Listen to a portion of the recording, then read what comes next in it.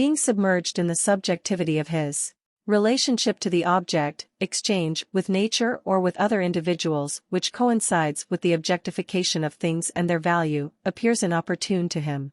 It is as though the first awareness of the object as such produced a feeling of anxiety, as if a part of the self had become detached. This also explains the mythological and fetishistic interpretation of the object, an interpretation that, on the one hand, hypostatizes this anxiety and makes it comprehensible to primitive man, and on the other hand assuages it by humanizing the object and thus reconciling it with man's subjectivity. This situation explains a series of other phenomena. First, the general acceptance and approval of robbery, as the subjective and normatively unregulated seizure of what is immediately desired. Long after the time of Homer, piracy continued to be regarded, in the backward agricultural areas of Greece, as legitimate business, and some primitive people consider violent robbery more noble than honest payment. This is also understandable, for in exchanging and paying one is subordinated to an objective norm, and the strong and autonomous personality has to efface himself, which is disagreeable. This also accounts for the disdain of trade by self-willed aristocratic individuals. On the other hand, exchange favors peaceful relations between men because they then accept a superpersonal and normative regulation. There are, as one might expect, a number of intermediate phenomena between pure subjectivity in the change of ownership, exemplified by robbery or gifts, and objectivity in the form of exchange where things are exchanged according to the equal value they contain. This is exemplified by the traditional reciprocity in making gifts. The idea exists among many people that a gift should be accepted only if it can be reciprocated, that is, so to speak, subsequently acquired. This leads on directly to regular exchange when, as often occurs in the Orient, the seller gives the object to the buyer as a present, but woe to him if he does not make a corresponding present in exchange. Work given freely in case of urgent need, the cooperation of neighbors or friends without payment, such as is found everywhere in the world, also has its place here. But usually these workers are lavishly entertained and, whenever possible, given a feast, and it is reported of the Serbs, for instance, that only well-to-do people could afford to call upon such voluntary workers. It is true that even now in the Orient, and even in Italy, the concept of a fair price which imposes limits to the subjective advantages of either buyer or seller does not exist.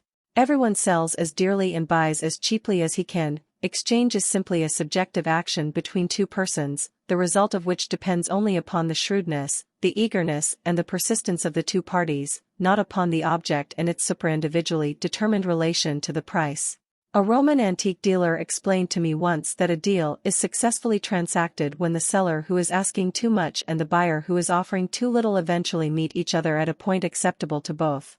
Here one sees clearly how an objectively appropriate price emerges from the bargaining between subjects, the whole process being a vestige of pre-exchange conditions in a predominantly, but not yet completely, exchange economy. Exchange already exists as an objective action between values, but its execution is still subjective and its mode and quantities depend exclusively upon a relation between personal qualities. Here, probably, we find the ultimate reason for the sacred forms, the legal regulation and the protection by publicity and tradition which accompanied mercantile transactions in early cultures. It was a way of transcending subjectivity to meet the demands of exchange, which could not yet be established by real relations between the objects.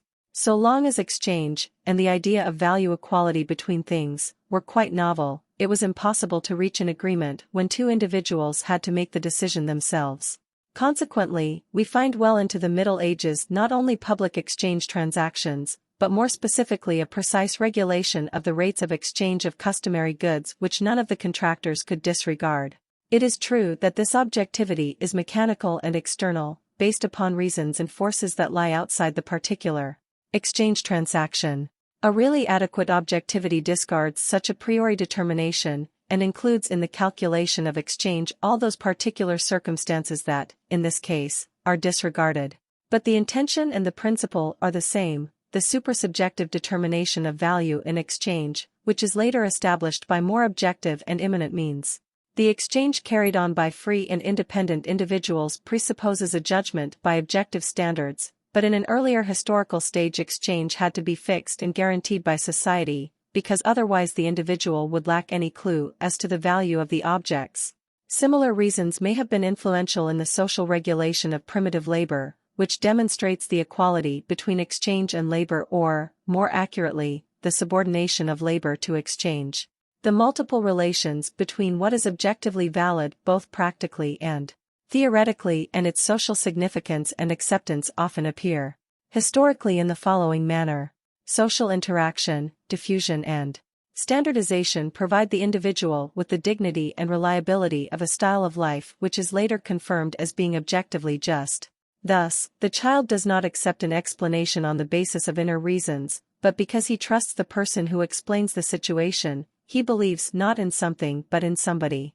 In matters of taste we depend upon fashion, that is upon a socially accepted way of doing and appreciating things, until such time, late enough, as we learn to judge the object itself aesthetically. Thus the need for the individual to transcend the self and so gain a more than personal support and stability becomes the power of tradition in law, in knowledge and in morality. This indispensable standardization, which transcends the individual subject but not yet subjects in general, is slowly replaced by a standardization that evolves from the knowledge of reality and from the acceptance of ideal norms.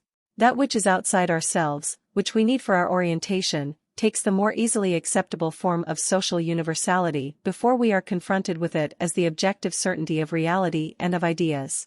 In this sense, which applies to cultural development as a whole, exchange is originally determined by society, until such time as individuals know the object and their own valuations well enough to decide upon rates of exchange from case to case.